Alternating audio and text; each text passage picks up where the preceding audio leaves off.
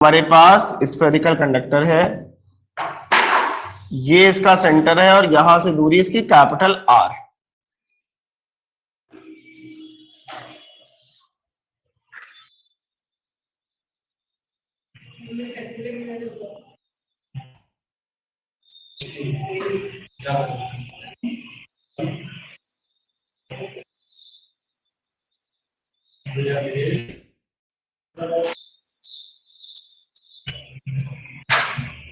ये सब electric field निकल रही हैं, इलेक्ट्रिक फील्ड लाइंस निकल रही हैं।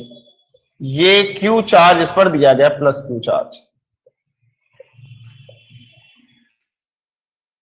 प्लस क्यू चार्ज इसको दे दिया गया, ये सेंटर ओ है इसका। तो अब हमको कैपेसिटेंस निकालने के हर बार क्यू बाई बी चाहिए। ये जो स्फेरिकल कंडक्टर है ये किसके जैसा बिहेव करेगा? पॉइंट चार्ज के जैसा। याद भी रखो कि स्फेरिकल कंडक्टर हमेशा पॉइंट चार्ज की तरीके से बिहेव करता है। तो potential due to spherical conductor कितना होगा? V 1/4πε0 Q अपॉन R, यही तो होता है K, और K की वैल्यू ये होती। फिर हमें पता है कैपेसिटेंस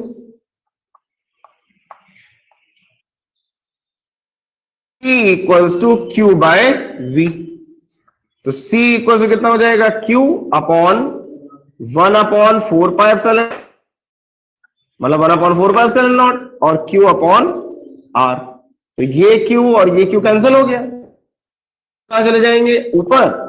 तो C इक्वल्स टू 4πε0 R होता है।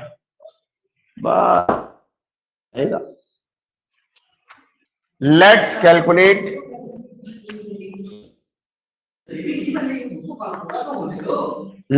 Calculate radius of conductor of 1 farad। आओ जरा तला से।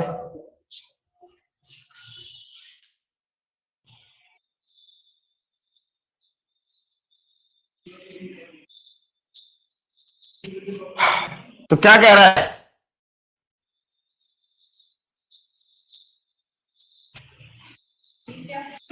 अब हमें रेडियस चाहिए ना, क्या?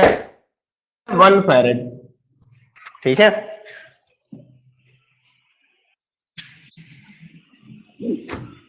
तो 4πε0 इंटू R। तो रेडियस कितनी हो जाएगी बेटा? C अपॉन 4πε0, और C की वैल्यू तो है 1, तो 1/4πε हुई। और 1/4πε0 की वैल्यू तो हमको पता है कितनी होती है? 9 इंटू 10⁹ तो 9 इंटू 10⁹ क्या? मीटर, या फिर 9 इंटू 10⁶। तो इतनी रेडियस होगी 1 फैरेड के लिए कंडक्टर बनाने की, मतलब 90 लाख किलोमीटर। अगर हम एक स्फेरिकल कैपेसिटर बनाएं तो उसकी रेडियस कितनी होगी? लाख किलोमीटर होगी।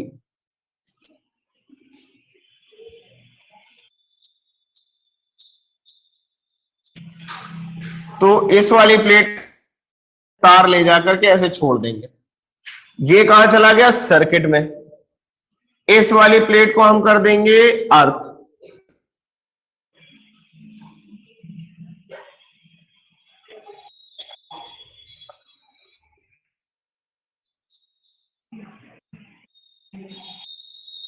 इसको हम लोगों ने कर दिया अर्थ।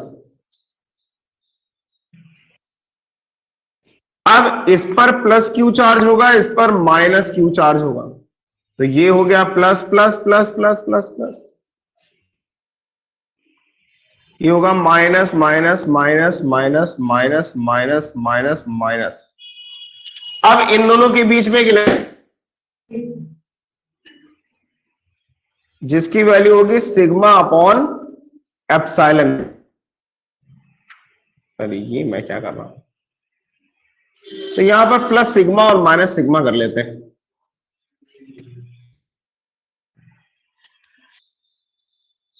तो आपको याद होगा कि दो कंडक्टिंग पैरेलल प्लेट्स के बीच में जब दोनों पर अपोजिट चार्ज हो तो उसके मिड एप्सिलॉन नॉट आती भी है।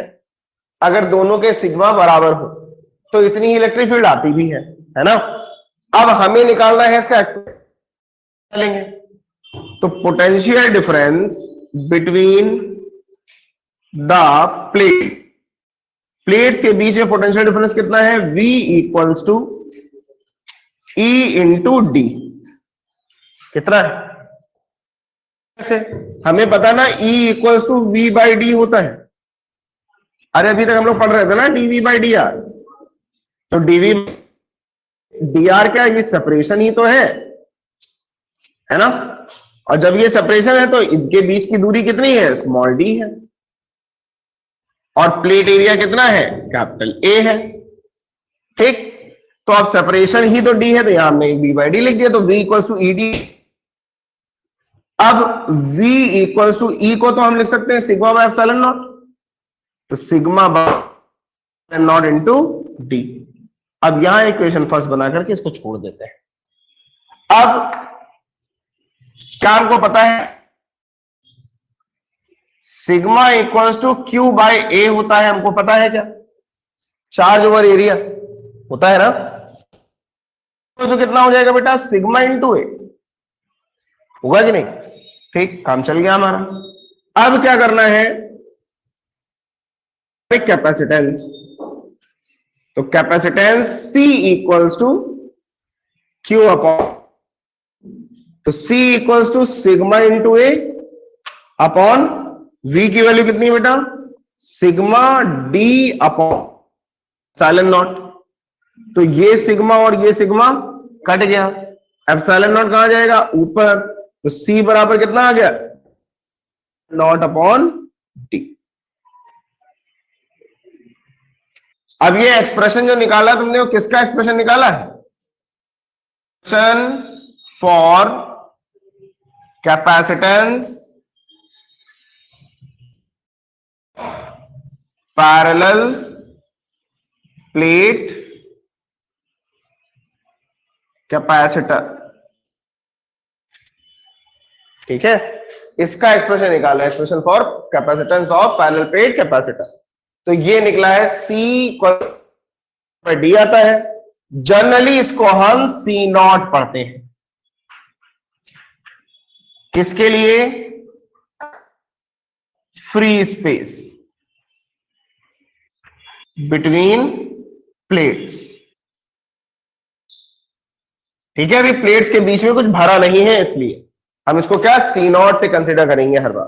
तो C naught equal to A epsilon naught, और यही आएगा, ये याद रखना बहुत इंपॉर्टेंट है।